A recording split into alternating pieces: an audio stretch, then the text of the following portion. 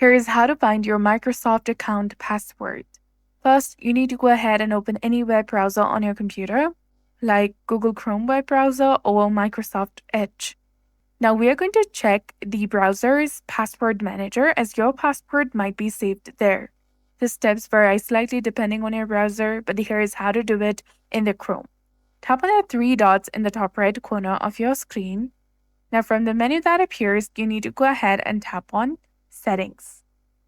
From the Settings page, select Autofill and Passwords from the left-hand side of the screen, which is between you and Google, and Privacy and Security.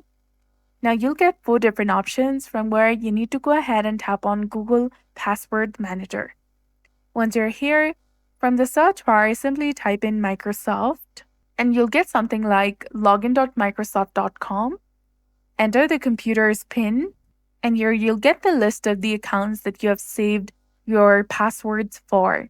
If nothing appears, you can try typing live. Click on the entry that appears and you should see your username and password. Click on the eye icon next to the password and you'll be able to view it. If you use a different browser, check its password manager.